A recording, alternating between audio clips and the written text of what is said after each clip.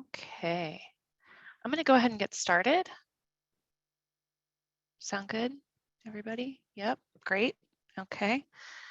Hey, everybody. Thanks. Oh, wait, we're being live streamed. There's a pop-up. Okay. Thanks for joining us, everyone, tonight. It's a hotly anticipated community meeting, we know, of a site that's beloved and in the heart of Bloomfield and has served a lot of people over many years. I'm Christina Howell. I'm Executive Director of Bloomfield Development Corporation. I'll be kind of moderating the meeting tonight. Bloomfield Development Corporation, our mission is to build a thriving, diverse community through equitable engagement. Our vision is a Bloomfield where everyone can build a home, a business, and a future. We are the registered community organization. Oops, hold on, I've got some technical difficulties, sorry.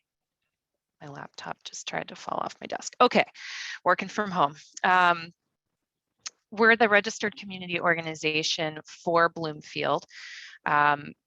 Registering community organizations is something the city started doing, I think 3 years ago. And that's like a certification process at the city level that ensures community groups are operating transparently. We have to report on how we do outreach, our, how we elect board, our board members, who we serve in the community, which we strive to serve everybody in the community. And also requires that developers meet with the community and with Bloomfield Development Corporation, and that we facilitate those community meetings between the developer and the community. So important to note that we are a nonprofit. We don't develop properties. We're here to facilitate development and ensure that new development happening in Bloomfield is community centered, and that your feedback and people beyond this meeting in Bloomfield and for this particular parcel beyond Bloomfield, because there are a lot of users of the former SureSave, now Community Market, whose opinions also matter.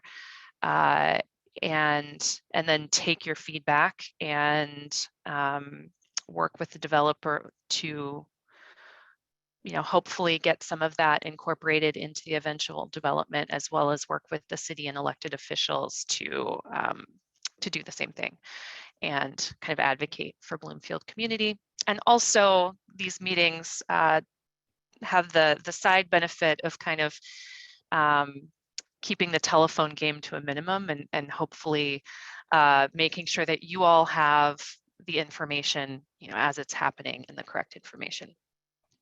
So BDC, we work in creating and preserving affordable housing. One of the things we're working on right now is inclusionary zoning, which is kind of a fancy phrase for ensuring that developments over 20 units, like this proposed development, include a minimum of 10% of the units at prices affordable to low-income residents, so that 25% of Bloomfield and beyond, even more folks, could afford to live in these new developments and have access to the amenities and the one-level living and the elevators. We also work in small business support and promotion. We've given a lot of grants during COVID to support our small businesses and keep a lot of their doors open during that really difficult time. We also recently launched a website, explorebgl.com. It's a partnership with Garfield and Lawrenceville to try to cross-market all of our businesses to each other's folks who pay attention to our neighborhoods, and make sure that we're all helping people discover our small businesses. We also work in mobility and infrastructure. Right now, we're focused on what kind of control or regulation can a neighborhood exert on private companies who are increasingly trying to use our sidewalks for their profit, and making sure the safety of our residents is at the core of all conversations. You may have seen some delivery robots out there, and we've been advocating heavily for better regulations at the city and the state level there. We also run the Bloomfield Saturday Market, where we do free flu shots. We match every $5 spent in SNAP benefits with $2 to spend on fruits and vegetables. So if you don't know about that, or maybe your neighbor doesn't, please tell them. It's a great program. There's no limit. It's a 40% increase in a family's food budget. And then the market also serves and was one of its original purposes to bring people from other communities into our business district and spend money in our small businesses, frankly. And then we also advocate for community responsive development, which we just talked about. And things we think about when we're holding these meetings are, what are the community's needs? What are the wants? You know, thinking about all the different ways that a new development can impact not just the residents around, but the community at large. So I'm joined tonight by Bloomfield Development staff, Sam Spearing. You may recognize him if you've joined other community meetings. Sam is our housing and mobility coordinator. He will be helping moderate tonight. He'll be kind of keeping an eye on the chat because it's hard to do both. And then also joined by Morgan Rothaker, our small business support coordinator. Morgan will be taking detailed notes on this entire meeting, which will be posted on our website, social media, shared with the development team, with city planning, with our elected officials. And then if you registered via email, we will email these notes directly to you so that you have a copy. Usually it can take a while to clean them up, so look for those in about 5 business days or less. So a little background about this project, and I'm going to try to zip through this. I know that it's boring just to listen to me talk, so sorry, and thank you for your patience. SureSave, as the parcel has been called for years, was for sale on and off for, I can't keep track of how long, maybe 6-8 years. Millhouse was the previous company that had a proposal for redevelopment on the site. BDC held a community meeting in 2018 to facilitate a conversation between the community and Millhouse so that folks could ask questions of the development team and try to understand what their goals were for their development. We had approximately 400 attendees at that meeting. We had to turn away about 100 because we were over capacity, and then thousands of views on the Facebook video that we live streamed in the following few weeks. Millhouse was essentially proposing a gated community in our neighborhood of Bloomfield with a pool. Low-income residents were not part of their demographic, as was bluntly stated to me in a meeting with Millhouse folks. And we are excited to see that they are part of the demographic to a degree for this development, which is great. So after that meeting, and somebody during that meeting actually said Bloomfield should be the amenity. You know, they were planning a pool, a block from a public pool. And we firmly believe that Bloomfield is the main amenity when a development wants to locate in Bloomfield. We're an amazing community. Developments are being put here because they want their residents and their businesses to have access to the people who live here and the people who shop here from outside of our neighborhood. So after Millhouse pulled out of that development proposal, they decided not to develop their plans here. We received a grant from Action Housing, which is a locally based nonprofit housing developer focusing on affordable housing, to hold a proactive community visioning process. So basically bring a whole bunch of community members together in a room and try to figure out what the community really wanted there and kind of make a priority list of all the different things. Out of that came kind of a report, which was the Bloomfield Central Gateway Development Guidelines. Echo Realty, the team of which is here tonight, purchased the site in early 2020, if I'm not mistaken. Time has stopped during COVID, but I think it was early 2020. Is that a thumbs up that I've got? Okay, great. And I met with Phil Bishop, who's on the call in the meeting here tonight, who requested a meeting with me to sit down and go through these gateway guidelines, and has taken a lot of cues from them for their plans. So tonight, the purpose of this meeting, to really clarify, is that Echo Realty is requesting community support to rezone the single residential parcel that is part of their development plans. And that residential parcel is a house adjacent to the SureSave site, facing Ella, that is currently zoned residential, and their plans call for it to be part of the development, so it will need to be zoned commercial. And there's a lot more details in the zoning, but that's basically what it boils down to.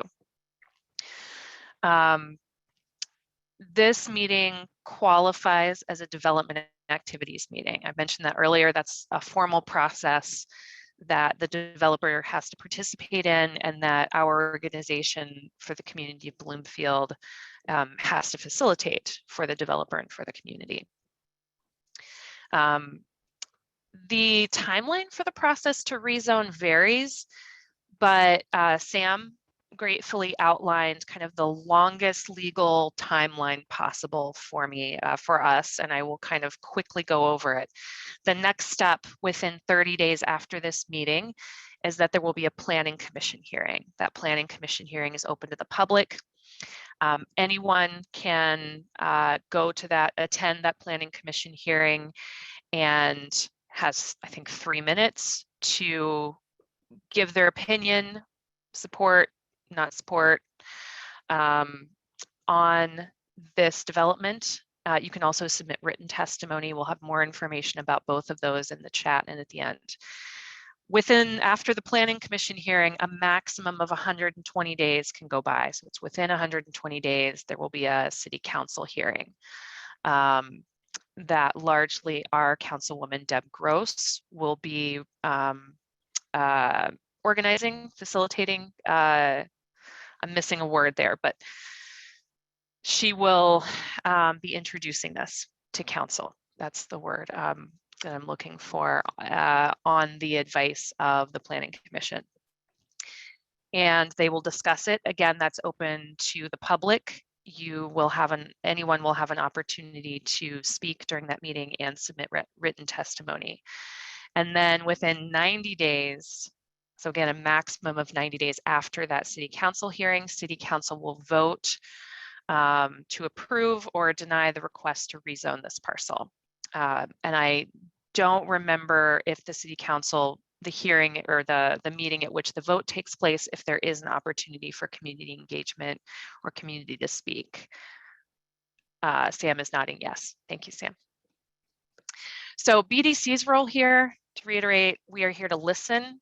We are here to figure out what the consensus is, not just from this meeting, but from what we hear in our social media, from what we hear in the calls that we've already started receiving, in the emails that we have received and will continue to receive after this meeting, and form an opinion based on that community feedback that we get. Opinions that we can take are support with conditions, oppose, and no opinion. Support with conditions, just to clarify, can mean that we support it, but with the following conditions, that these conditions are met and that our support is contingent on that. We'll look at the plans tonight against our community plans, which we've been doing all along as we've kind of met with and talked with the developer leading up to this meeting. As you know, we've been learning about their kind of thought processes and meeting their architect team.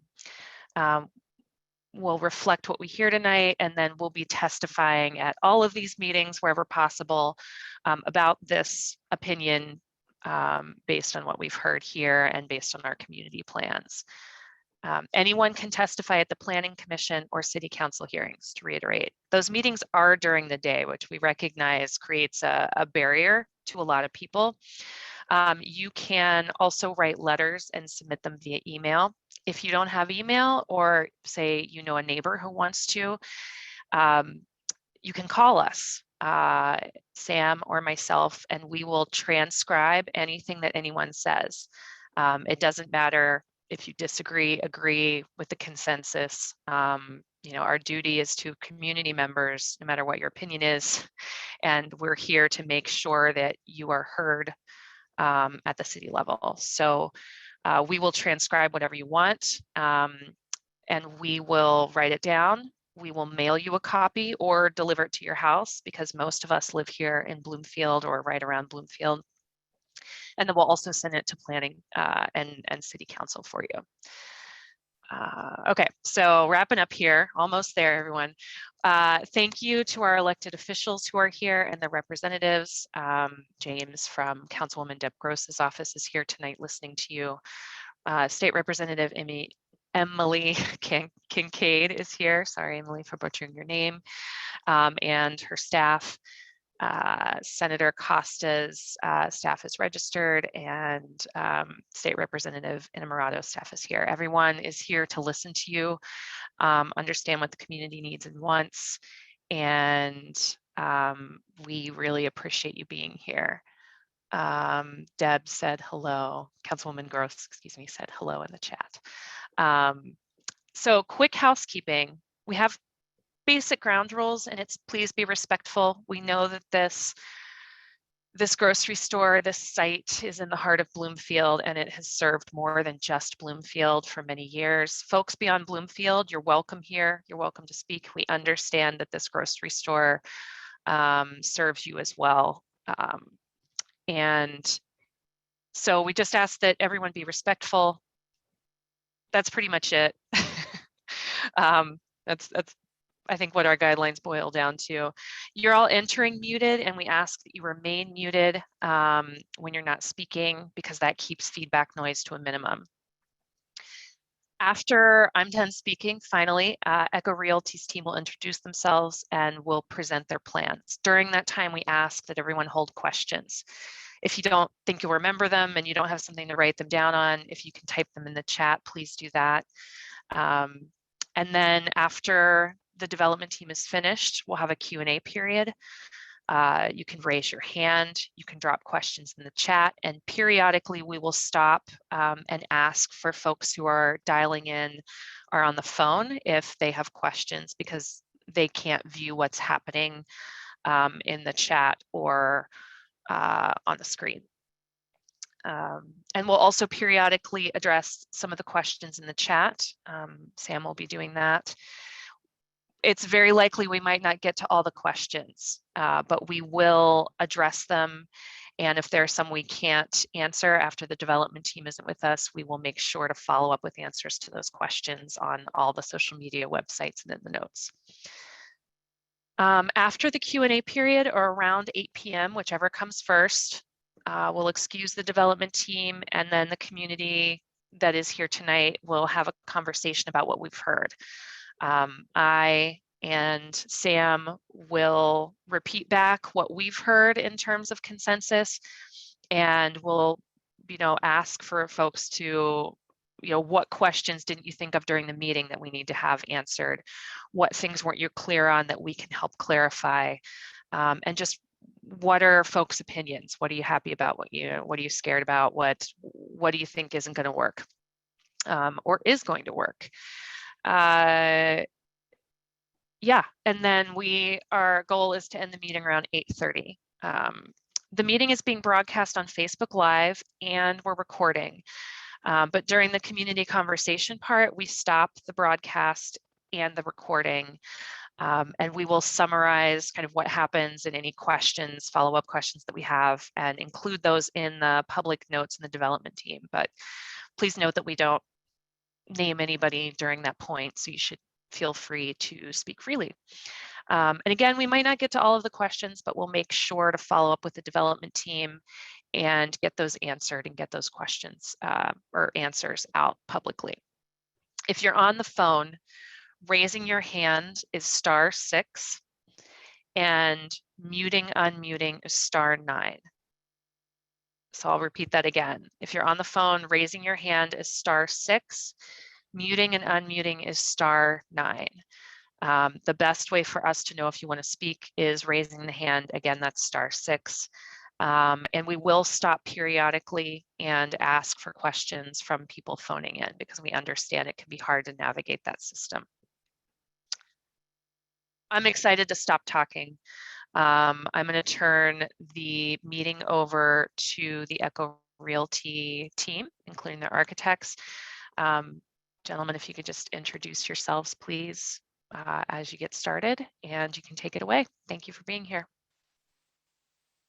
Thank you, Christina, and good evening, everyone joining us virtually. One of these days, we'll get back to live meetings, which I'm looking forward to.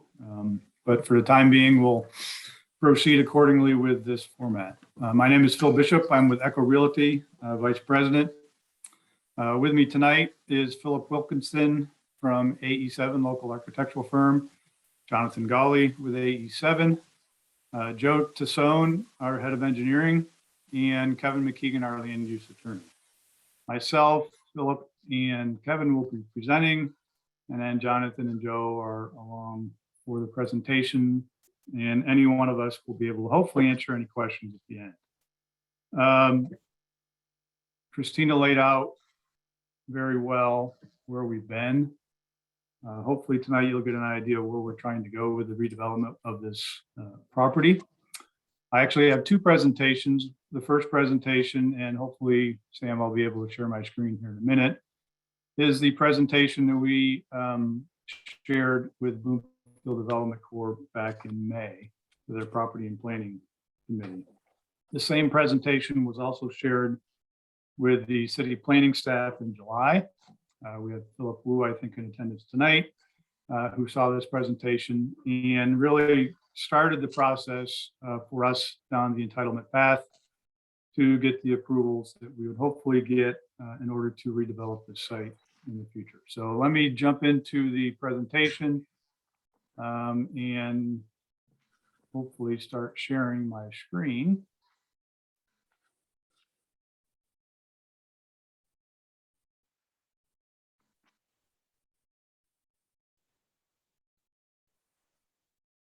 Are we good? Everybody see Bloomfield Square? Yep. Awesome.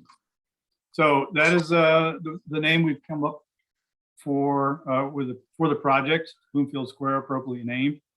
Christina, I liked what you said early on. Bloomfield is an amenity. We certainly think that's the case. When we look for sites like this, we look for neighborhoods that are grocery centric. Real quick, I'll invite you to go to echorealty.com. You can find out all about Echo Realty, who we are.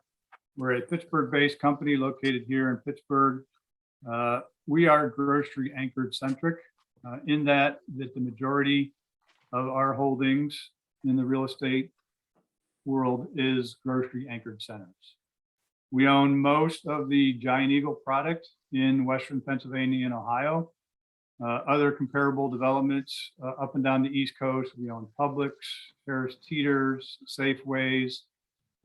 Again, our sort of niche area of expertise is grocery anchored centers. I think another distinguishing point about Echo is that we hold on to these properties long term. There are real estate development companies that come into communities, they build things, they make promises, and they turn around and sell it for a lot of money. We don't do that. We are long-term investors, holders. We become part of the communities that we develop in. So Christina sort of laid the groundwork of where this all started back in February of 2020, when we did in fact purchase the almost 2.0 acres of property that was formerly named SureSafe. I have some photographs and some maps that will obviously refresh our memory. Everyone knows where the site is, what it is, but the detail of what we actually purchased is laid out in the presentation. So what we look for is a vision. Working with AE7, we brought them on board early to really understand what Bloomfield is all about. Again, we're local. We know what Bloomfield is all about. We're not someone coming in from out of town and trying to understand the community. We live here, we work here. So we think we know, but obviously this evening's event, as well as other community meetings that we'll be having in the future, will help us to get to know Bloomfield a little bit better. And that's true really in all the developments we do and own up and down the East Coast. We feel we're a part of the community. We want to be a part of the community. Grocery stores are essential, obviously, and we've experienced that over the last 18 months. We want to make sure that we're doing developments that continue to meet the needs of the local community. So here are the things that we highlighted after sitting down with Christina and Sam and reviewing the guidelines that were developed back in June of 2019. And we took these guidelines, community culture, beautification, gateway identity, connectivity, desired uses, architectural character, and gateway buildings and public space, all into consideration, sat down, quote, at the drawing board, albeit on a computer these days, with AE7 and came up with a plan that we're presenting here this evening. This is the first of a number of community engagement meetings that we want to have with the community. You'll hear in the presentation some of the steps we have to take and the reasons why we're only talking about the zoning tonight. And hopefully after the presentation, you'll understand the next steps. Things like architectural character, building materials, etc.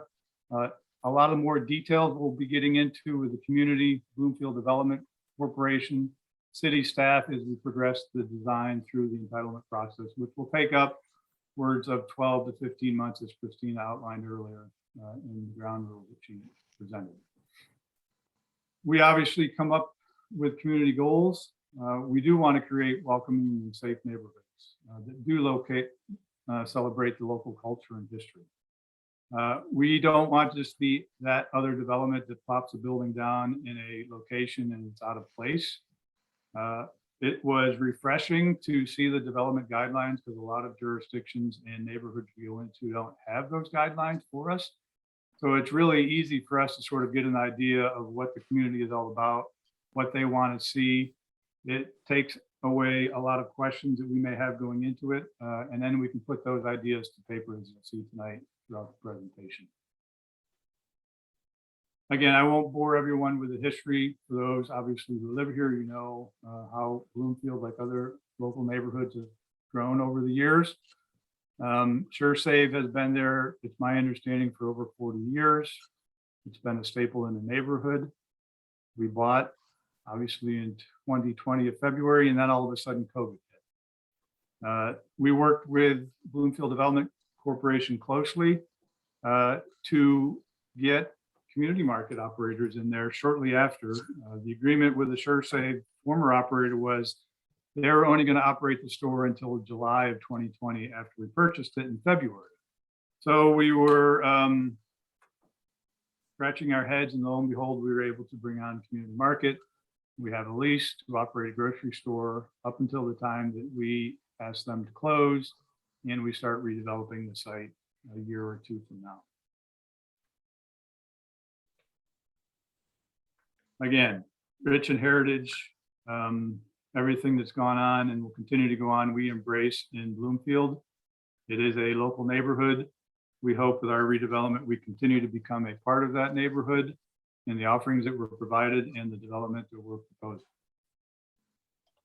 Just as a little orientation for those who may not be very familiar with the site, it is at the western gateway to Bloomfield, right at the end of the Bloomfield Bridge, located on Liberty Avenue. We're all aware of some of the surrounding landmarks, obviously Children's Hospital to the northwest, West Penn Hospital down Liberty Avenue to the east, as well as another number of other amenities within the neighborhood. The site itself comprises 1.97 acres. It was 5 separate individual parcels. Primary use today, obviously, is the community market. Also part of the purchase that came along with the package is the old VFW. For those who remember when the VFW used to be there, an adjacent garage, and the single family house that Christina referenced earlier. There is also a unimproved or unaccepted right-of-way that's on record called Stackway, which you'll see in the plan. We continue to, or we're proposing to continue to leave open for pedestrian use. Just some surrounding pictures to give everyone context. Main access today is off of Liberty Avenue, as well as Ella and Howell. Some of the surrounding neighborhoods and buildings, and the zoning, and the reason we're here this evening. So any development starts with review of the codes, no matter what jurisdiction they're in. There's rules and regulations on the books that we have to follow. The zoning code in this area is called LNC, Local Neighborhood Commercial District. It does allow for a mixed use project. It allows for a sort of smaller footprint. The code reference in the sections here mention a small scale but rich and diverse neighborhood project serving commercial districts that promote and enhance the quality of life in the adjacent residential areas, and they reduce adverse impacts that are sometimes associated with commercial uses. In context, this is a small development. It's 2 acres. It's not multiple acres, 10, 20 acres of other developments you've seen or heard about within the Pittsburgh area. So what we do is we go through a process of figuring out what and where we can place everything in a planning exercise using architects like AE7. The initial program was to consider a grocery store, which again, we feel is significant and needed and will continue to be needed in the community, as well as some ancillary retail uses and residential apartments.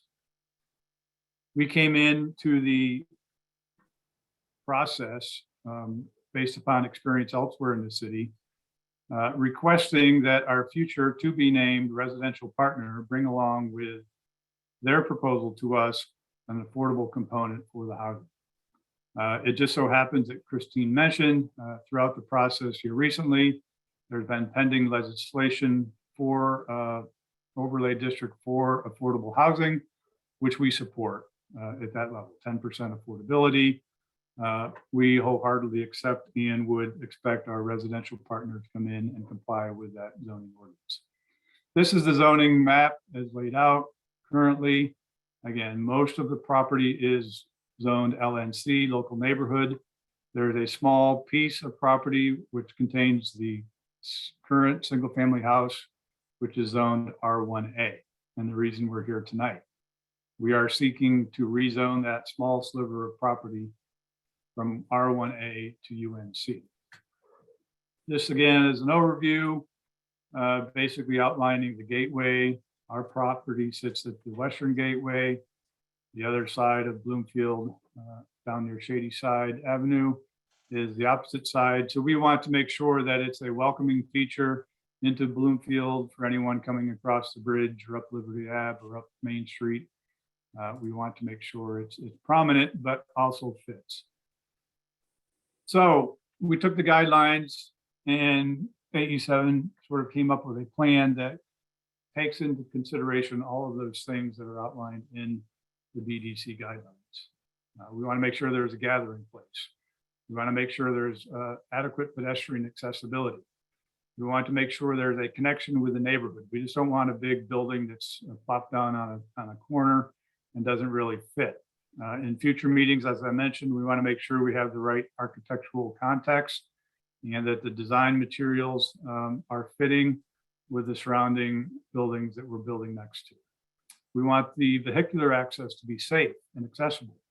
We don't want to create any traffic jams. We want to make sure there's adequate parking. All those things, I think, were in line with the community goals that are outlined in the Bloomfield Development Corp's guidelines that we looked at initially. An aerial shot, just to give you context, the site, the surrounding community, Liberty Ave, really the central commercial corridor that we'll be building next to. At this point in our planning process, sometimes I hesitate to show a mass drawing like this because people see it and it looks like a white blob. And yes, it is a white blob, but it's a starting point. And it's showing those uses that I mentioned previously of what we envision based upon the zoning and the requirements that we're bound by in the city code and can build by. We're proposing a mixed use project comprised of ground floor retail use. The predominant use on that ground floor will be a grocery store. It's not going to be a convenience store. It's not going to be a gas station. It's going to be a grocery store. I'm happy to announce tonight that Giant Eagle will be our partner and anchor tenant, albeit the format and the size of the store and the details of the store obviously will be worked out in the coming months with Giant Eagle and ourselves. They will be our anchor tenant. The remaining ground floor retail tenants are yet to be defined, but in any local community shopping center, they're typically a restaurant, hair salons, service needs that are needs of the community. They'll be attracted because there's a Giant Eagle store next to their shops. On top of that, we are proposing residential uses. Again, upwards of 190 units with affordable component of 10%. We are still negotiating and have yet to come to terms with a residential partner, but those negotiations are ongoing and we'll be able to name that partner soon, I hope. And in that, as I mentioned earlier, they will be bringing the affordable component to their residential product. It'll be approximately 190 units on 3 floors situated above the grocery store and retail uses, all serviced by a small at-grade parking lot in the back, as well as an underground parking garage, which I'll explain later. In addition, we will be seeking what's called LEED certification. LEED certification is an accreditation standard that's recognized in the United States. You've heard of green building. It brings with it a lot of renewable materials, efficient design practices, the equipment you use. In that, you are granted in the city code a bonus for height and density. We do gain that extra height and density in the residential component, maximizing from the allowed 45 feet up to 54 feet in height and getting an extra 20% density for the entire project. So we will be seeking that LEED certification through the entitlement process. And those maximum limits that I mentioned before on the housing, 190 to 200, include that LEED residential bonus along with the 4 total stories that we're proposing with this project. I do understand, as Christina mentioned, there was another project previous to ours that was 5 or 6 stories. Again, we're not trying to squeeze a lot of things in this 2 acres. We're making it fit. We're hopefully making it fit within the community. And obviously, future meetings will work out all the details as to what it actually looks like at the end of the day. Just some other things to note. AE7, along with ourselves, are interested in blending with the surrounding uses. You can see here the height as we get over to Liberty will match the height of the buildings going up and down Liberty Avenue. When we go around the back, we want to make sure that we're not imposing on the neighbors across the street from Gangwich. So we're intentionally lowering the height of the project at Gangwich to 3 stories. And there's some cool, I think, architectural features that we can do to make it blend and look like the surrounding community and not just an apartment building sitting on a street next to some residential houses. There's some other screenshots of the surrounding area. Another thing that we noted, and I think it came up in the conversation with Sam or others, there are no trees on the site today, which is really ugly. We will have a lot of green space. We will have a lot of street trees. We were intentional in the square. We're excited to see what that square will become and what features, passive, active uses will be able to be seen in that square in the future. These are just some thoughts. And I say that because future meetings with the community, with Bloomfield Development Corp, with our residential partner, we'll start to identify what the building actually looks like. And it will take shape from that big white mass that I showed you earlier. Again, we want to make sure we're blending in with a commercial facade up and down Liberty, because that's where the main commercial uses will be with the Giant Eagle and the retail uses. We want to make sure the plaza and the square are usable, functional, and inviting. We want it to be a place where people can meet. You're out walking your dog, you grab a coffee, you can sit there and meet friends, do your shopping, whatever. We want this to be a nice meeting place for community of Bloomfield. As I mentioned earlier, we want the facades in the back to be contextual, and here's just an example of what they may end up looking like, and trying to blend in with the single family houses that surround us, and not some big glass and brick mass that you see elsewhere in other developments in the city. These will all be conversations that we will have with you all, Bloomfield Development Corp, elected officials in the future, but these are just some initial thoughts as to what it may end up looking like in the future. Now we get to sort of the issue at hand. And you'll note this parking area where we're accessing the garage is part of the reason we're asking for a rezoning. One of the items in the Bloomfield Development Corp's guidelines was making sure there's access points on both Howley Street and Ellis Street. With this plan, we're eliminating the access off of Liberty Avenue because we don't want to be dumping any more traffic unsignalized onto Liberty Avenue as it currently exists. We feel that's an unsafe condition. So what we're currently proposing is an access both in and out off of Howley Street, as well as an access both in and out off of Ellis Street. We're also proposing pedestrian access. We've changed the plan a little bit. Before, we only used to have a north-south access. You'll see in the next presentation that we've enhanced that accessibility to have an east-west access for pedestrians. Coming anywhere from the surrounding communities will be able to access our site. This is a site plan that starts to get into the detail of what we're proposing on the ground floor. It starts to talk about square footages. Currently, discussions with Giant Eagle, we're looking at approximately 28,000 square feet grocery store. That's about the same size as the current store. But you can just imagine all the offerings that you have in the current store. It's going to be a grocery store as Giant Eagle works through the details of the new grocery store that's going to be there. The at-grade access to the grocery store from the vehicular access will be in the rear at the corner of Gangwich and Howley. There'll be a rear entrance to the grocery store from the garage, and there'll also be a side entrance on the square. There will also be ground floor retail that will be accessible both from Ellis Street as well as the courtyard plaza area. But again, these tenants are to be named at a later date because we're obviously just starting down the design path and haven't really identified any other tenants, excuse me, in this area now. The main access for the residential garage will be on Ellis Street. This is a screenshot of the underground parking.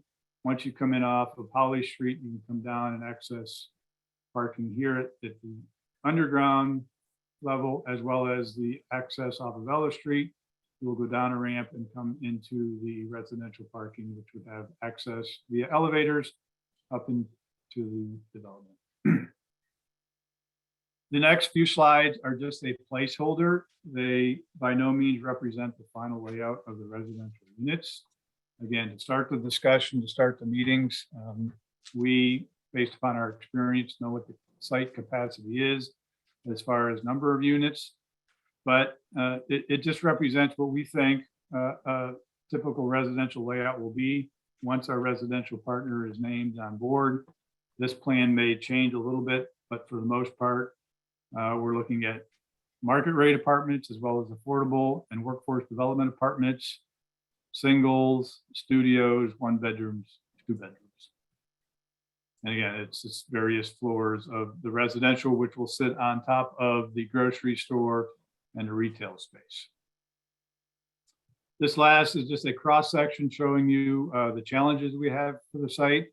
There is 12 to 14 feet, depending upon the direction you walk, of grade change, which presents unique design challenges and access points and code issues. This is just a cross section showing underground parking, at grade parking behind the Giant Eagle, grocery store, 3 floors of apartments out along Liberty, and then 3 floors of apartments out in the rear along Gangwich. Let me next get into more detail, and I'm going to turn it over here in a minute to Kevin McKeegan to explain the intricacies of the Pittsburgh City Code, what we could do with the current plan, what we don't want to do with the plan if we don't get the rezoning, and one of the reasons why we think the rezoning is responsible ask for the safety and well-being of the community. I won't bore you again with Echo Realty. Again, I encourage you to go and look at echorealty.com to find out what we're all about. We already looked at the site. This is a outline of the property, single family house, community market, old VFW, adjacent garage, and parking lot.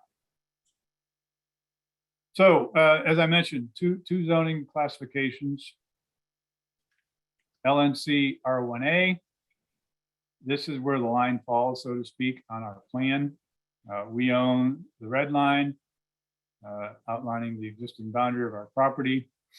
The different shades, the red is LNC, the yellow is R1A. We are requesting and have made application to the city to rezone this small piece of property and the adjacent alleyway behind it from LNC to R1A. I will now turn it over to Kevin McKeegan. He can go through the various uses and why the request is being made. Of note, we've looked at a number of possibilities, and again, we want community's input. We could develop the property as it currently is zoned, meeting all of the setbacks, requirements, zoning regulations, and have all of the traffic come in and out of Holloway Street and access the garage from just one location. Unfortunately, because of the size of the streets, we've all driven, or maybe most of you have driven or walked Gangwich. It's a narrow street. That would bring a lot of traffic, in our opinion, onto Gangwich Street, again, because it's one-way street on Holloway going north, Gangwich Street, and then Ellis Street going down to Liberty would require all of the traffic that is generated from our development to go in and out one place and then circle around on Gangwich and over at Ellis. Because of the way the code's written, unless it's zoned to the same zoning as our project, we're not really able to use this for anything else other than a single family house. We're not asking to zone it so we can put more apartments there. We're not asking to rezone it so we can make the development any denser. The only purpose the rezoning would serve would be to access the garage and let traffic out of both sides of the project as outlined in the Bloomfield Development Corp's guidelines. Without the rezoning, we're then bound by the zoning code and not able to use this for any other purposes other than what's allowed in the R1A. I'll now turn it over to Kevin McKeegan. He can just go through the process, give you a few more legal terms and definitions relative to why we're seeking this request. Thanks, Phil. I hope everyone can hear me. Phil, since you're controlling the screen, could you go back 2 slides and then we'll go forward from there? One more? Okay. So just to reiterate what Phil said, what's outlined in red on this survey is what was sold to Echo and what Echo acquired when they purchased the SureSave site. There was a question in the chat about why don't you just buy all the houses? Well, the houses there on the corner weren't for sale. They weren't part of the package. It's just, and we're not, frankly, in the mood to try and force sales from people who aren't interested in selling. So those properties on the corner are literally not in the project. Only what's outlined in red there is part of the project. As Phil indicated, you kind of have a weird scenario on the right-hand side of the screen where you have that little dip for Stack Way. And then coming over to that is the single family home, which if we can go forward one more slide, Phil. As you can see, if you look back one, Phil. I'm sorry, we're not in the same room. There we go. This is a zoning map of the area. That single family home is that little yellow strip within the larger salmon colored area. What's outlined in red is the site. The salmon color, it denotes the LNC, the local neighborhood commercial zone, and the yellow is the R1A very high density zone. As Phil indicated, the city zoning code does not allow accessory uses such as driveways. It does not allow them to serve properties that aren't in the same zoning district as the principal use. So in this case, the principal use would be in the LNC, but we have a driveway in an R1A zone. So therefore, we're bumping up against a prohibition of that in the zoning code. Now, are there ways around that? Yes, there are, but those ways are frankly uncertain. And in order to move forward with some of the design elements that Phil talked about, things that are still in the gestation stage, how this property is going to look, how it's going to function, in order to move forward with those really critical design points, you need to have some certainty in terms of access, certainty in terms of use, and that is best accomplished if the whole site is consistently zoned, in this case, LNC. So in terms of process, and then I'm going to turn this over to the architects to just go into this in a little bit more detail. In terms of process, what Christina described is correct. After tonight, the next step would be a planning commission public hearing to consider the rezoning request. Now that planning commission public hearing can't occur any earlier than 30 days after tonight. Well, if you look at the planning commission's calendar for the rest of 2021, the earliest they could possibly take this up is on December 7th. That's their only meeting in the month of December. I don't know this for a fact, but I would probably be pretty safe in guessing that at this point, the Planning Commission's agenda for that meeting is fairly full, and it's doubtful that we would actually be able to make a presentation to the Planning Commission at that meeting. So my expectation is that this will be in front of the Planning Commission during January of next year. Keep in mind that the Planning Commission takes 2 meetings to do anything. The first meeting is what they refer to as a briefing. That's just where they listen to the developer. The second meeting, which typically follows 2 weeks after that, is what they refer to as hearing and action. And that's when they would vote on a recommendation to City Council. Again, as Christina described, after the Planning Commission has made a recommendation, the matter then gets taken up by City Council. City Council rather jealously guards its own calendar. So we can't really predict with a lot of certainty how long after a Planning Commission action it takes before City Council schedules a public hearing. Usually that takes a month to 6 weeks, sometimes more, sometimes less.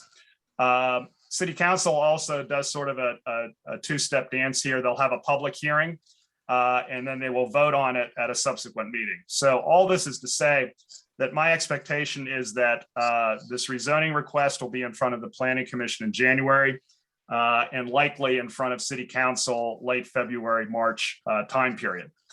However, as Phil also indicated, that's not the end of the story. At this point, the only application that's pending down at the Planning Commission is this rezoning application. There has not been any sort of formal zoning development review application filed. The only thing that was presented to the Planning Department was a pre-application meeting at which the plans Phil reviewed were discussed with the Planning Department staff. So once we get through this process, we're going to have to go back to square one and file for the other zoning approvals, the other land use approvals that we need for this project.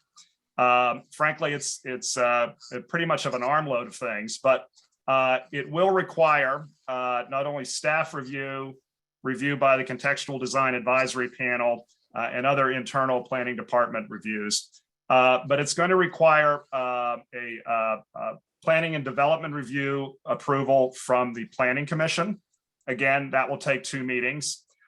It's going to require a special exception hearing in front of the zoning board because of the size of the proposed grocery store and because of the size of potential size, I should say, of some of the restaurant and retail uses.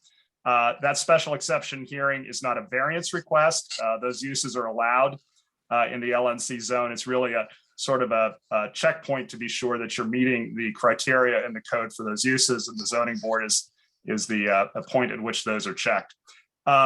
All those sorts of public considerations of this project require that we go back to the registered community organization, Bloomfield Development Corporation, and have a separate development activities meeting. So my expectation is that there's going to be at least one, maybe two more of these types of meetings. Those meetings will take place after the plans are advanced, after we have a better handle on design, after we have a better handle on how things are actually going to lay out. And again, really, those sorts of decisions to a great extent turn on how this rezoning process goes forward and what we're able to do with the small sliver of property, small but critical sliver of property that's in the R1A zone. Before I turn this over to the architects, I just want to make one last sort of process point. Somebody, I'm sure at some point tonight, is going to ask about traffic. Traffic is somewhat on a separate track, no pun intended, in terms of the city review process. There have been meetings with the Department of Mobility and Infrastructure. Those meetings have resulted in a concurrence between the plans, or between the projects, excuse me, traffic engineer and DOMI in terms of what intersections need to be studied. The city requires that intersection studies of this type take place after school is in session, so as to not have results that might be skewed because schools aren't in session. So actually the physical counting of traffic is ongoing right now. So we don't have a traffic impact study or traffic analysis to discuss tonight. I just want to be sure everybody understands that that too is part of the process. That too is underway. But that's at an even earlier stage than these plans. So with all that out of the way, I'm going to introduce Philip Wilkinson from AE7 Architects and let him discuss a little bit more of the details of the area to be rezoned. Great, thank you, Kevin. It's Philip Wilkinson, a principal at AE7 Architects, and we're just located in the Strip District right down the street from you. So we're really excited about this site. It's something we pass all the time and every day, and we're really excited to kind of work with Echo Team as well as Christina and the Bloomfield community on trying to make this a place for everyone. If you go to the next slide, Phil. So early on, when we first started engaging Phil on the project and trying to see how to develop the site and connect with the site, we use the guidelines as a fundamental guiding principle when we are working to figure out how to approach and lay out the program on the site. And to the left, you see two primary slides that are really talking about connectivity through the site, the ability to walk through the site, having pedestrians as a priority in and around the project. And then overlaying that is how do we get cars into the site? And it's a fundamental challenge. You guys all know on Liberty Avenue, it's an interesting intersection between Main, Howley, and Liberty. So what we're trying to do is learn from the guidelines, really take that from what you put your time into, provide parking access on the east side and the west side of the sites on Ellis Street and Howley Street. You can see here, Phil is highlighting. What that allows us to do is kind of access on the two one-way streets going north and south, and then allow pedestrian connectivity through on Stack Way to continue that through, break the site into kind of two buildings, introduce an open space right in the center of the project for activities, for what Phil described as, coming out into a cafe, spilling out, meeting neighbors, going for a walk, or having events year round in the heart of the project. And so by doing that, we kind of have these two sides, which are critical for parking access and allowing pedestrians to walk around the site. We're preserving the bus station at the corner of Ella and Liberty. We're looking to develop this as kind of a mobility hub. That's something that we'll continue to develop as we work on the project, but we understand that's very important access to the site. The other bus stop is on Howley, and that is currently on the west side of the site over here. That's something that we'll continue to make sure it's located on the site and just negotiate its location with the parking access to the site. the building faces 4 streets. And so we're trying to activate all sides of it, activate in a way that's interesting, engaging in the public realm for the pedestrians, introduce street trees, as well as entries on the site. And so you can see here, we're trying to align Gangwish Street with residential entries, as well as the possibility of a direct entry into units off of Gangwish Street. The apartment entry, we're looking kind of off of Ellis Street, where there's a loading sign right there, an apartment entry. That would be a combined entry for the residential apartments as they move up into the project. Then we have located retail uses around Liberty and Ella right on the corner here, and then inviting you into our plaza with the main entry to the grocery store, pulling you back in to activate the entire plaza, just not the front edge of the plaza. And then loading for this site, which is primarily for the grocery store, and the dedicated uses for the store would be right off of Howley Street, which is more of a commercial street running north in the site. This all provides multiple points of entry and access in and around, but we're also trying to promote pedestrian connectivity through the middle of this. We'll show you as we move forward on the next slide. This is the architectural ground floor plan. The site does slope considerably between the top right and the bottom left. So this is kind of an average drawing showing how the site works. The primary use for the project is the grocery store you can see here. We've located that out at the corner of Liberty and Howley as really kind of this gateway destination as a use, as well as the overall building. Opening up about a 9,000 square foot open plaza, softscape and hardscape in the center of the project. Really is kind of a square, or what we're calling Bloomfield Square, to connect all of the retail uses, and then connect north-south to Stack Way with a pedestrian connection. And that kind of slopes and drops through there that will continue to develop as the plan progresses. The second primary use you can see here is this public parking garage. This would be covered by residential, so it would not be open and exposed to the neighborhood. This is primarily for the grocery store access. So you have immediate access between the parking and the store itself, as well as moving down and through to lower level parking below grade. And then we have the service access you can see here on Howley. What we've introduced is a east-west pedestrian connection kind of path through here, through the grocery store between the garage and the parking, cross Stack Way, and then up all the way to Ellis Street. You can see here next to the residential entry. This is adjacent to the ramp going down. So we see this as a landscape condition, providing some separation between the existing residential buildings and then our building. The orange you can see here is about 10,000 square feet of retail. This would be either restaurants, cafes, or customer level service retail like a bank or a hair salon like Phil suggested. In and around the site, you'll also notice we are setting back from the property line. We are trying to create a more welcoming public realm around the site, adding street trees, street furniture, all to be developed as we move forward in the design. But we are holding back from that edge to make sure that it feels comfortable for someone walking through on the site, ample support so the street trees live. What that does is it actually constrains our site a little bit in the amount of area that we can build up, but we think it's very important for the public realm in preserving that on the site. The next slide.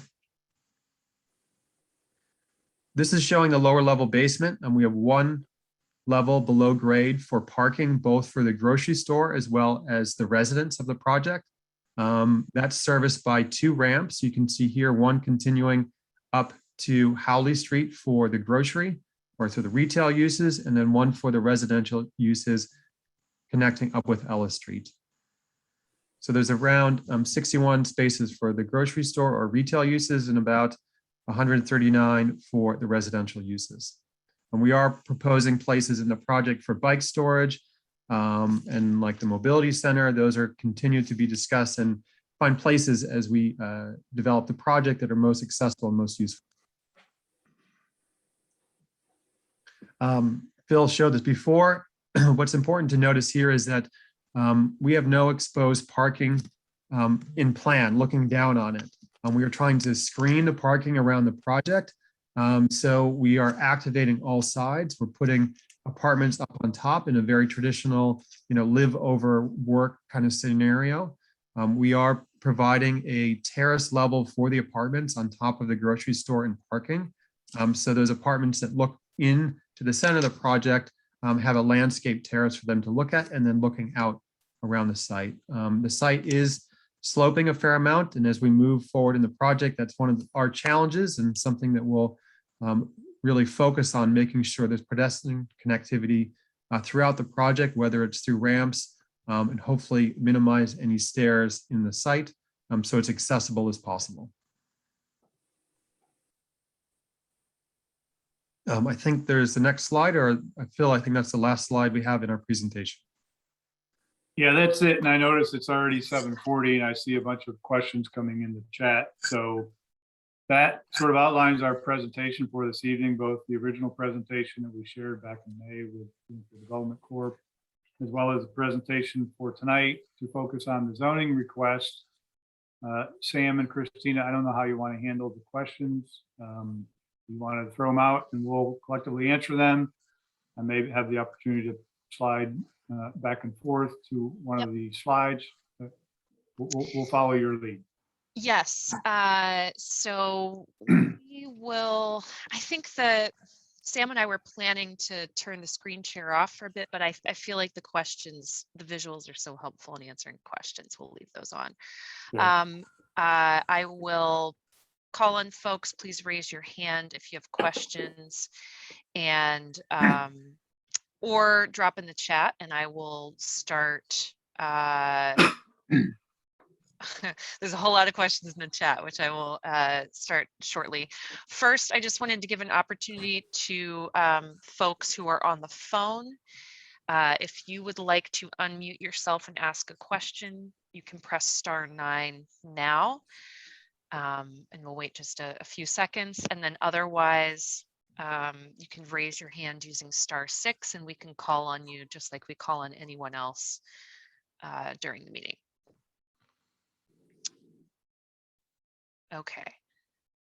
Not hearing anybody unmute themselves. So Shane, Francesca, you've had your hand up for the whole meeting, so I wasn't sure. I just wanted to check in and see if you did have a question or not.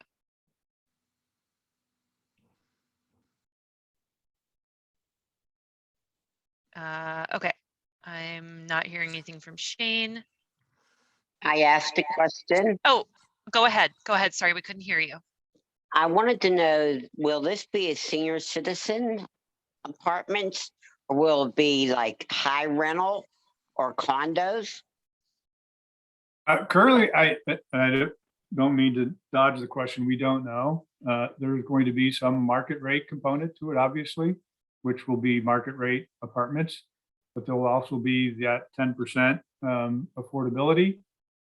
We are not saying one way or another what we as a partner with our residential partner want to see, other than bring an affordability component. If our partner brings a senior housing product to us, then that would be great. But that question is not known yet, or that answer is not known yet. We will be detailing what the apartments will be at a later date. All I can tell you now is there'll be approximately 190 of them, and at least 10% of them will be affordable. Whether or not they're our senior component, I cannot answer that at this stage. What do you mean by affordable? What is affordable? So there's guidelines that are established by the pending legislation, which require a developer like us, if we're building more than 20 units, to have affordable rents. And that is based upon the applicant's income status and the calculation, and not to get too detailed, but it's a calculation based upon the applicant's annual income. And then our rent is lowered to make it, i.e. affordable for those people to rent. So these will be rentals. not sold apartments. Correct. It's a rental product, an apartment product, whether it's 1 bedrooms, 2 bedrooms, studios, there's going to be a mix of them. They will Like not the be place- sold. Not be It's sold like as the condos. place down the bottom of Liberty Avenue. Correct. Yes, Thank you. You're welcome. thanks. Alan Gunther, you're up next, and then we'll take a break, and did that unmute? Yes. And then I will go to some questions in the chat. Okay, can you hear me okay? Mhm. Great. First of all, I live about a block and a half from the site on Ella Street, and the grocery is wonderful, and I'm so happy that you are keeping it. A lot of the project is a lot of the project area is an eyesore now, and I'm very, very happy that you're coming in to upgrade the property. I mean, obviously, this is a long process, and I think the 2 questions that I have is, one, obviously, we all want more affordable housing there, so if we can go in excess of the 10%. I think that I speak for a lot of people on this call that we want more than 10%, and I know you can't commit to that right now. But the thing that I would like you to address would be I think it was 139 parking spots for the units. That for the 190 units, many of them with 2-bedroom apartments. I think that it's going to really create difficulty for people looking for parking all throughout the neighborhood. And is there anything you can do to increase the parking? I think that would be appreciated. Oh, by the way, also, I understand there might be a liquor store, part of the grocery store, offering beer and wine sales. Is that true? None of those details have been ironed out with Giant Eagle. So, Okay. so to say that would be associated, that is not an accurate statement yet. So those details will be worked out in the future. As far as parking, it's an interesting conversation since there's a lot of stakeholders. It's interesting when you sit down with Domi and they actually advocate less parking, and they think it's a way to control the traffic because the theory is if you don't build it, they won't come. Then you won't have less cars on the street. But the study will tell what capacity we have relative to the surrounding streets, as well as the conversation that we're going to continue to have with the residential partner. Currently, the code, and not to get too technical here, but the code requires 1 space for every apartment that you're proposing. So a 1.0 ratio. However, you're allowed to reduce that, as Philip mentioned, if in fact we do bicycle storage and encourage non-vehicular travel, i.e. walking and biking. So that number can be reduced up to 30%. So most likely, since, and economics come into this conversation, garages are expensive, and especially when you go below grade, they become even more expensive. There's a happy balance as to the right number of spaces and the right number of units. We think we're at that number, but certainly open to dialogue as to how we can make more parking available if that's a concern of the community. There's, compact parking, some different things we can do with the actual layout. So that is a very good question that I think requires more detailed analysis to land on the actual number of parking spaces when this project is ready to be constructed. And I just wanted to finish by saying that, what you are talking about, adding trees to the site, walkability, a lot of this at this early stage looks really good and much better than the site looks now. And thank you for your interest in the site. Thank you. Thanks, Alan. So going back in the chat a little bit, we've got some questions about commercial spaces, commercial affordability, how you how you determine the number of, I think that if I understand this correctly, the number of retail units, and also maybe if you could speak to when you choose those tenants, how you might market that. Yeah, so in planning, we obviously look at the code, what's allowable, what can fit ideally. And then what we think is a need. And I didn't mention earlier, we have in-house commercial real estate professionals that know the market, know the needs of the community, and will identify appropriate tenants. What I will say to you, based upon our experience in all of the other centers that are going up and down the East Coast, is the grocery store is the draw because that brings the traffic in. So when we come to a Bloomfield or some other market and we are bringing a grocery store, whether it's an existing one, which we're rebuilding, or a brand new one, all of those other ancillary tenants want to be there because they know everyone needs to go to the grocery store once a week, twice a week, 3 times a week. So those uses are really defined by the attraction of the grocery store as an anchor. In the process, we could be, and we hope not to, unfortunately, there's no more speculative development anymore because things cost so much. So we would hope to be 100% pre-leased when we start construction. That's not always the case. There's usually a straggling use or space that, as we open, it gets filled.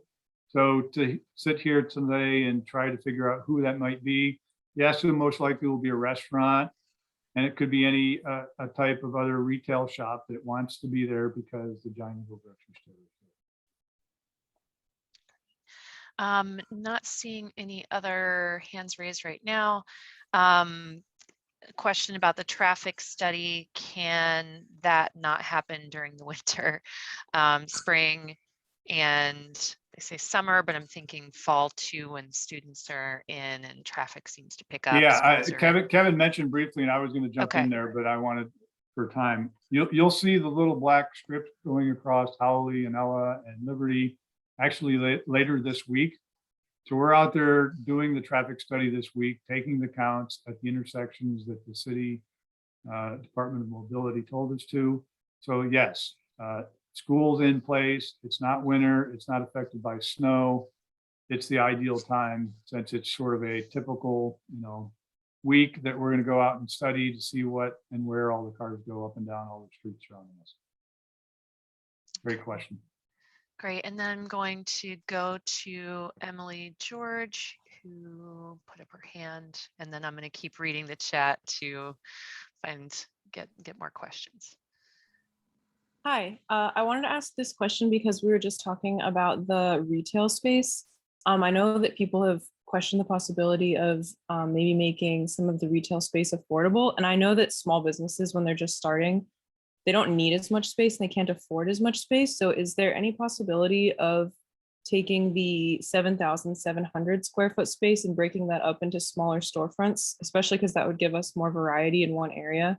Those details, it most likely will be a number of 1,000, 2,000, 3,000 square foot uses. And as far as the rents and the affordability, I can't speak to that yet, not knowing what and who want to go there, but we're open to any and everyone coming in. But yeah, it's not going to be one 7,000 square foot user and one 2,000 square foot user. It's going to be multiple users, probably 5 or 6 shops by the time we're all said and done, ranging in anywhere from 1,000 to 2,000 square feet in size. Great to know. Thank you very much. Yep. Great. I'll go to Dennis next. You've got your hands up, your hands up, your hand raised. And I just pressed the ask to unmute. So you just need to accept that on your computer or phone, whichever you're using. Okay. There you go. Okay, can you hear me? Yep. Okay, I'm concerned about a little bit of the time of demolition. What precautions will you be taking for keeping down the dust and stuff like that? Because Children's Hospital is really close, Correct. and especially the elderly people in the area, and also the dump trucks and stuff. And what's going to be the traffic pattern for all of these dump trucks that are going to be going in and out? Yeah, and stuff like that? what we do, and we're going to be bringing on a contractor sooner rather than later. There's two ways to tackle these projects. You can sort of design it and bid it and then build it. And then you're basically putting it on the streets, the project, and hoping that you get a responsible contractor to come in and bid your project at a bid price. Since there's complexities for this, i.e. demolition, access to the site, where everything goes, we most likely will be bringing contractors on now when we start these design questions to answer things like, where are your entries going to be? How are you going to do deliveries? Are you aware of that there's a residential house, 50 feet away? There's permits required, approvals necessary, inspections that are done. I'm not going to sit here and say that there's not going to be any noise, there's not going to be any dust, and there's not going to be any dirt on the street. But bringing those contractors in early lets us identify what the questions and concerns of the community are so they can address them versus, oh, contractor showing up next week. We don't really have control over what and how and when they're going to be doing things. So those are all things that, again, I don't mean to give a non-answer answer, things that we're going to be addressing, whether it's making sure we have a water truck on site to keep the dust down and putting up appropriate barriers when we start demolishing the buildings. Good news is there is not a lot of demolition to take place. Everything's a single story. So based upon our experience, that is relatively easy. You're just in there with one machine and knocking it and putting it in a dump truck and taking it off site. Again, we have Liberty Avenue, which is a major street. So we would most likely have the main access off of Liberty Avenue for the construction entrance during the demolition phase. Okay. Great. Thanks, Dennis. Question in the chat. Will there be interim grocery options provided for residents after the community market store closes and before the Giant Eagle opens? And then I'll add, because I think that came up somewhere else, do you have an estimate for how long it will take from the community market closing to the Giant Let Eagle me answer the opening? second question first. It's probably an 18-month process. By the time we start demolition, dig a big hole in the ground and go 4 stories vertical with the entire project. It's our intent to have everything open at once. So we don't want to have the grocery store and the ground floor open while apartments are being built above us. That's just not physically possible with deliveries, etc. As far as the grocery store being shut, we are learning right now, learning with Giant Eagle as we address the same situation over at Shady Hill and our development over there. They have some great ideas, whether it's deliveries, areas where residents can go to get their food while this store is closed, some pop-up locations they've talked about. There's a number of ideas. They recognizing that they're going to be the grocery provider here, want to make sure that they start in the right foot. So we will be addressing those issues, home deliveries, accessibility for people who shop here, getting them to other locations where they can shop during the construction period. So yeah, we just don't want to close the store and say, see you later. We'll see you at 18 months in the grand opening. We want to make sure that there's avenues and opportunities. So if this is your grocery store today, yes, there'll be some temporary inconvenience, but working with Giant Eagle, we want to make sure there's opportunities to address it, whether that's mobile facilities, getting people to other locations or pop-up locations. Those are just some of the ideas that are floating around with us. At the other development, which then we'll bring over here on this development to make sure that we're meeting the needs of the food community. Thanks. Not seeing any questions. I'll just keep going in chat or hands raised. I'm sorry.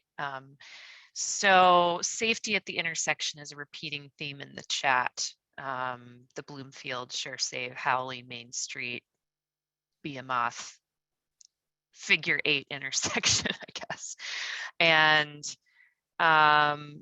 sorry, I'm looking for specific questions in there. Well, all I can say there is that is a requirement that we need to satisfy DOMI, the Department of Mobility and Infrastructure, City Public Works, the Planning Commission, to make sure that the traffic we're generating compared to the traffic that's there today is not having any adverse impacts on the surrounding intersections, as well as pedestrian access. So whether that means tweaking some timings on lights to make a green arrow longer or shorter, again, the traffic study, which will be vetted by the city, will tell us what we need to do as far as making sure that those intersections are safe. What we were intentional about in sort of going along some of the discussions that came up during your development of your guidelines was making sure that there's no access on Liberty, because we see that as an unsafe condition, especially with pedestrians walking up and down, sort of Liberty Avenue, and then traffic entering and exiting on Liberty Avenue. We want to keep those pedestrian and vehicular conflicts to the side streets, and hoping that most of the pedestrian activity takes place out front and in the square. And then we have all of the vehicles coming in and out of our site. Hopefully, if we're successful in the zone change, into 2 locations on Howley and Ella, and not just the one that, we could develop the site with over on Howley. Great, thank you. So questions about parking. 2014 surveys show that only 42.1% of Bloomfielders drive to work.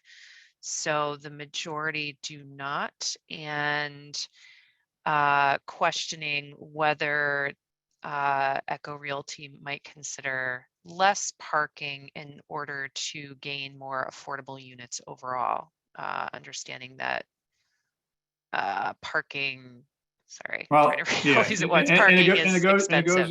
it goes to the question that Alan had earlier. Is what's the right amount? And Mhm. we're willing to figure out what the right amount is. We're below the standard that the city requires for residential, in that we're proposing, I think, a 0.7 or 0.8 ratio per units. Whether or not we can take that lower, there's certain hoops, variances that we'd have to overcome with the city code if we took that any lower. But at the same time, there's people out there that may think, hey, there's a parking problem. I can't find a parking space on Liberty or whatever. Whenever I come into Bloomfield, how come you're not providing more parking? So we want to make sure at the end of the day, we find the right amount that, not only supports our project, but the surrounding community. Yeah, I'm seeing some concern from residents who say they live right around there, that they worry that parking could become a concern. Will Corday? This is one more comparison. Yeah, go ahead. There is almost the same amount of parking spaces, albeit we don't have the apartments on the site today, that we're proposing for the ultimate use when we have the mixed use. So just as a comparison, so spatial relationship, I think there's 140 spaces currently on the site. We're proposing 220 or 230. So this is a comparison. We're adding a few more spaces, but again, the traffic study will show the impact it's going to have on the surrounding neighborhood and intersections. Great, thank you. Will Corday Way be included within the traffic study as well? So what the traffic study entails is finding out the number of trips that come down Ella, Howley, Gangwich, and it studies the intersection, because that's where the congestion and potential problems happen. So it's looking at the movement on Ella, on Liberty, on Howley, on Main Street, as well as there's a couple of intersections up north that we're looking at as well. So the shorter answer is yes, it will see where traffic is coming off from Corday Way down Liberty. But to specifically say we're going to count the number of cars going in and out of Corday Way, I don't think that was in the scope. Great. 2 questions. So I think I can sum up a few of them in, actually Sam summed up a few of them for me. Thanks, Sam. Is there a mechanism that you might consider to get more affordability in general, more affordable units in general? I'm sorry, can you repeat the question? Is there so folks have been asking about, reducing parking or, et cetera. Is there something that you would consider to reduce the cost in one area to gain more affordable units instead, or Again, not knowing the intentions of our residential partner, I think that's a question to be asked and answered later. Mhm. We will start out with the 10% as required. So to sit here tonight without, final costs, final design, and our residential partner knowing what they're bringing to the table, I don't know if I could say there's one thing that we could, move one lever that affects another to say that we could get more affordable or less affordable than what we're already proposing. Kind of following up to that, is Echo asking any housing developer they're interviewing to accept housing choice vouchers for all of the 10% affordable units? We have not asked that yet, no. Okay, will that be an ask? Will that be an ask that you will be making? Potentially. Again, not knowing the details of what that residential partner is bringing to the table, I can't tonight answer, one way or another, what they would accept. I don't want to speak for them. Sure. And to clarify for folks who don't know, housing choice vouchers, thanks Dave for helping. Housing choice vouchers can lower the cost for the renter, but don't create any additional costs for the developer. Great. Okay. Aesthetics question, will there be windows onto the sidewalk from the Giant Eagle? Windows on the front of buildings make spaces much more welcoming to pedestrians. Yes, there's actually a section of code, and Philip, I don't know if you want to tackle this, that there's a certain percentage required of all street front store windows to be actual windows. So we would certainly comply with the code. I think it's 60%. Again, I don't recall the code section off the top. But as Philip mentioned earlier, the Giant Eagle, located primarily and predominantly at the corner of Main Street, Liberty, Bloomfield Bridge, we want to make sure that when you come across, albeit everyone's going to know where the Giant Eagle in Bloomfield is, that you'll be able to see into the store. We've had some conversations already with Giant Eagle design team to make sure that the footprint they come in with, it's open, it's inviting. Obviously, they want customers to be able to see into the store what they're going to be buying. So yes, I would say absolutely there's going to be visible windows in the Giant Eagle along Liberty. Great. Hold on. Sorry, things move fast. What is the plan for lighting in the area? That area gets notoriously quite dark, but it's also residential, so there definitely needs to be a balance. Right.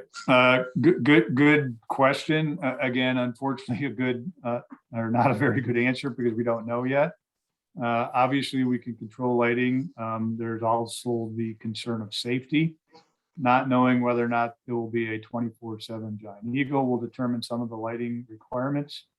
I think, again, we are intentional, especially along Gangwich. It's going to be a typical house, front. It's not going to be big parking lot lights anywhere located because all that is going to be underground, like Philip said.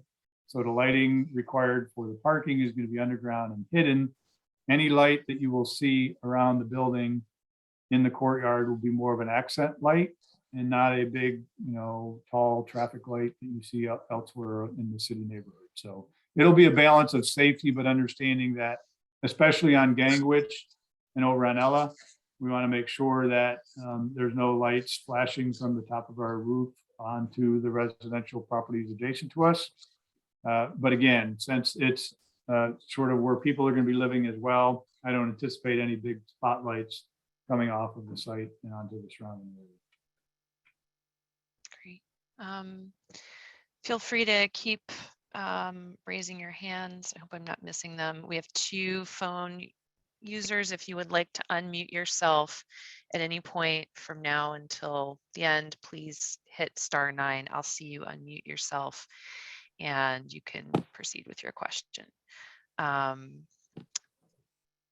Will the apartment tenants have to pay for their parking, or will it be optional for them to rent a parking spot?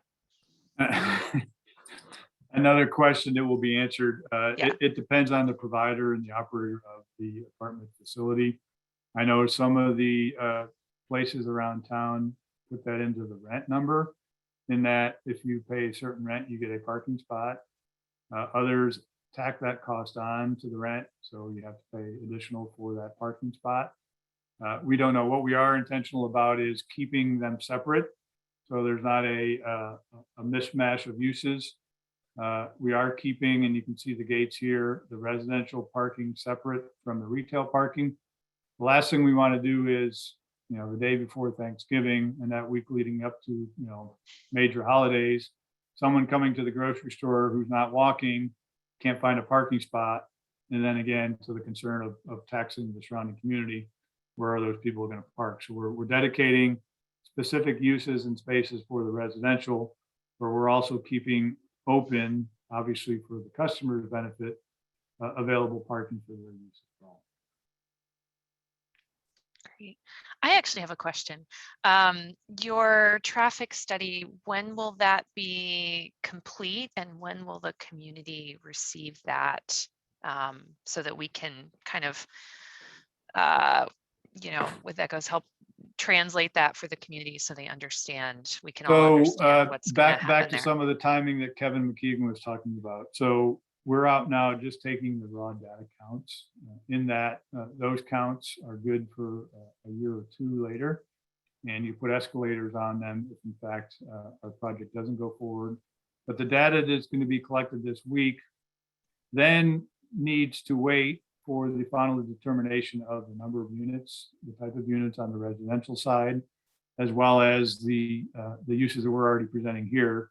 Those identify what are called the trips, and then they come up with a trip generation calculation, which basically says, comparing the number of trips based upon the counts that are going to and from the store today, looking at the number of trips based upon their expertise that will be generated by the total number of apartments, the grocery and the retail use.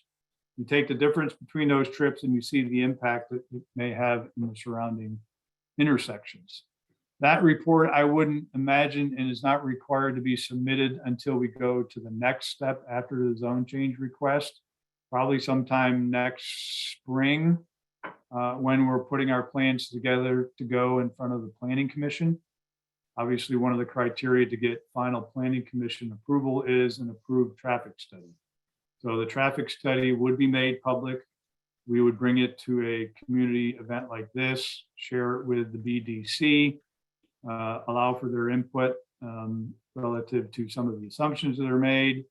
And then ultimately, the city, the Department of Mobility and Infrastructure would come back and say the traffic study is approved, would be one of the criteria ultimately to get our Planning Commission approval. So that's probably, I would say, at least 6 months away for that report being published. All we're doing right now is collecting the raw data and the number of trips. And then as the design is refined over the coming months, we bring on a residential partner, we get the final count on the total number of residential uses, then the report will be generated, and we would gladly share that with the EDC and the community. Thanks for that. To clarify, this meeting is for rezoning that parcel, but rezoning that parcel doesn't guarantee that that ingress and egress in and out onto Ella will happen. That traffic study will happen later, which will help determine kind of the design plans. Correct. We've done Yeah. some preliminary sit downs with the traffic engineer and understanding that if we don't have the two entrances and we don't get the zone change request, there would be significant impact with one entrance and exit to the site. If that's still doable, I don't know the answer to that question yet. All I know is one of the main reasons that we think that the zone change is preferable is to make sure that all the traffic is not entering and exiting out of Hollywood Street entrance. Because for the fact that anyone coming in, residential and or retail combined, would have to exit. And because of the configuration of the streets, if I wanted to get out to Liberty Avenue and go points east, I would have to drive down Gangwich, drive down Ella, and then take a left on Liberty. Whereas with our proposed access, you would simply come out on Liberty and make a left and not have the impact of all the traffic coming out and making that right-hand turn on the Gangwich. So that's one of the reasons why we are requesting the zone change, the main reason. So we're not taxing the local streets with all of the traffic coming in and out of one spot. Great, thanks. Sorry, folks, for some reason, my screen wasn't showing the folks with their hands raised at the top. So I've switched that now. I'll go to Jennifer Haven and then Joe Cavelli next, because Alan already spoke. So I'll get to some folks who haven't yet. And then Alan, if there's time, we'll get back to you. So let's see, Jennifer Haven asking to unmute you. Hi, I am a Bloomfield / Friendship resident. So my concern would be more for the community at large. What assurances can you make that you will keep the community informed during the demolition, the excavation, and the construction? Because in past projects of this size, there have been significant interruptions with pedestrian passage around the site, as well as water service to nearby homes and apartments, the noise, the dirt, the vibrations, the hours of operation that you're going to be doing this really heavy kind of lifting of stuff.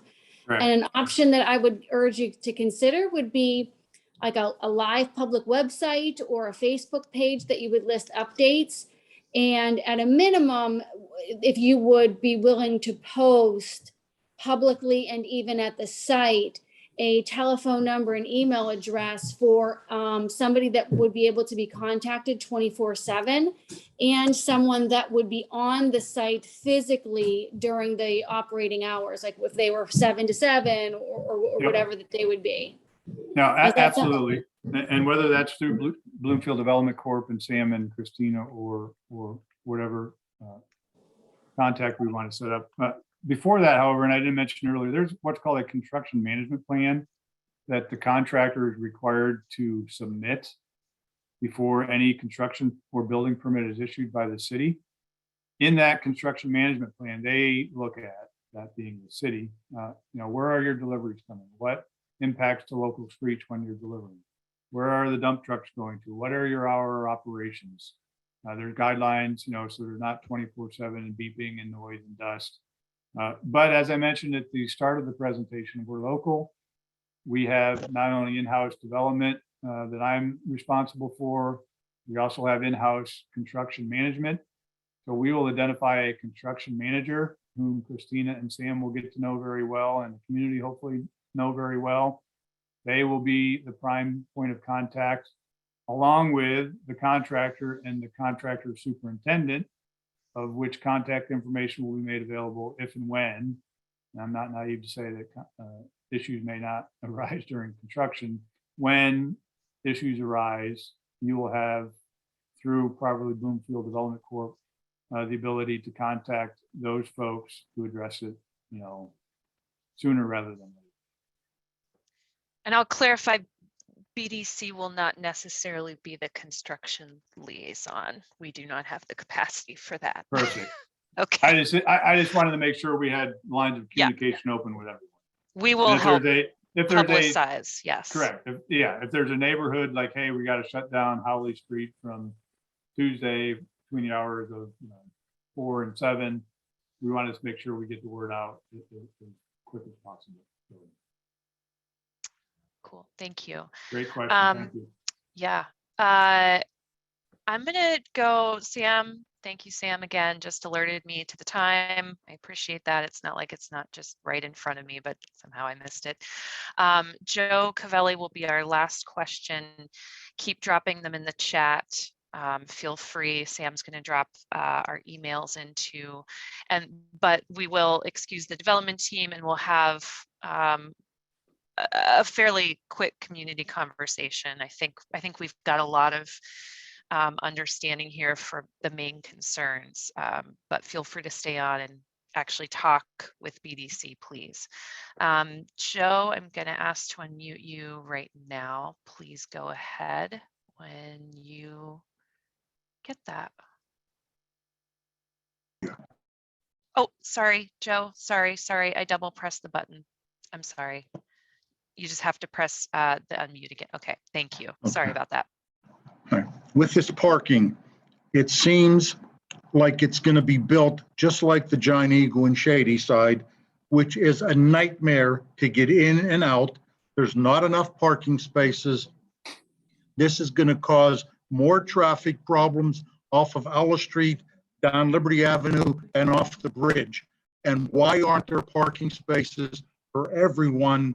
Because those people that don't have parking spaces are going to park on the street. They're going to take up the parking spaces for the people that live on Alice Street and Holly Street and Friendship Avenue. And again, it's going to create a traffic nightmare down there, and it's already bad enough.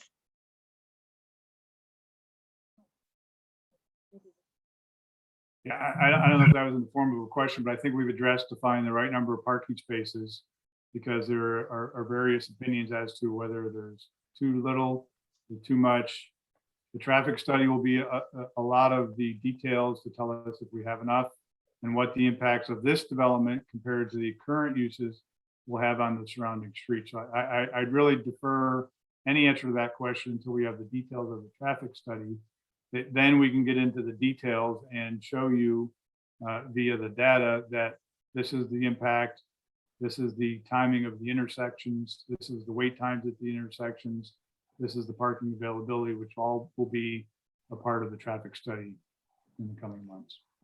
Is it going to be a cost for the people to park underground, the people that live there? Is that gonna be an additional cost? That's a good question. Again, we're keeping them separate. And again, if we're successful in the zone change request to have the separate entrances for the residential and the commercial use, the question we haven't answered is it worth our while to charge something, understanding that anytime a parking lot shows up in the city, all of a sudden it seems to get used by commuters. What we don't want this to end up as being a commuter parking lot. And Port Authority will tell you that in their long range plan, they have other ideas about parking lots for commuters. So one way to control that is putting a gate at the entrance, allowing free parking for the first hour or two, and then making it exorbitantly expensive for the all-day parkers to park in the 60 or 120 spaces that we're proposing right now, so that the intended users of the parking spaces will be those people coming to this development, not someone who is parking here and going down and catching a bus and then going in because it's cheaper or free to park in an outlying lot and then jump on a bus. So that question is still unanswered. We don't know quite the solution to that. Some ideas that we are thinking about is making it available for an hour or two, and then making it $20 an hour if you want to park there afterwards, knowing that the main reason for the parking spaces is A, for the customers, and B, for the residents who will be living in the apartments above it. You didn't answer my question, but okay. Okay, so we've got a lot of questions here. I'm sorry we can't get to all of them, but I do think, in the interest of time, we need to start to wrap Sure. up. Everyone, Phil, Philip, Jonathan, Joe, thanks for being here tonight. We appreciate your time in presenting. And I think, Phil, we need you to stop sharing your screen before you go. I think that's important. But thanks. Do you have any, last comments you want to make? Okay. No, and again, we try to do this right. We try to listen. Hopefully Christina and Sam can attest that, before we even came up with a plan, we sat down with Bloomfield Development Corp. We looked at the guidelines. We try to learn from mistakes of others. You mentioned the previous developer who came in with a plan that really maxed out or overmaxed the use of the site. One of the reasons we brought in AE7, we went through a long process with local and national architects, giving them some general guidelines. They actually came up with some great ideas that were shown here tonight with the square and the courtyard, the understanding that we're trying to design to the community and lowering some things and tucking some things, pulling it off the property line. So this, again, is the first of a number of meetings we'll be having in advance of plans being submitted to the city. What you've seen tonight is something that we hope we can build. Obviously, we're not going to just run with this. We're going to make some tweaks. As has already been mentioned, we made some tweaks already with pedestrian access. So we hope to see a lot of you in the future at future community meetings, and we thank you for your time this evening. Thanks, everyone. Thanks, AE7. Thanks, Phil from Echo. Have a great night. So while they're All right. logging off, I just want to, yep, thank you. Sorry. See ya. But while they're logging off, I just want to reiterate that this is not the last meeting around SureSave. There will be many more.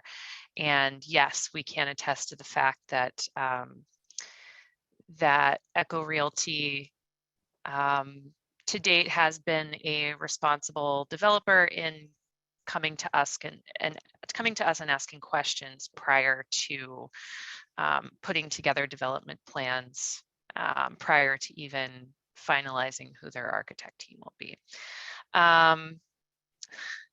Concerned with the brand name Bloomfield Square. Sorry, I just saw that out of the corner of my eye. Yeah, I agree. Bakery Square.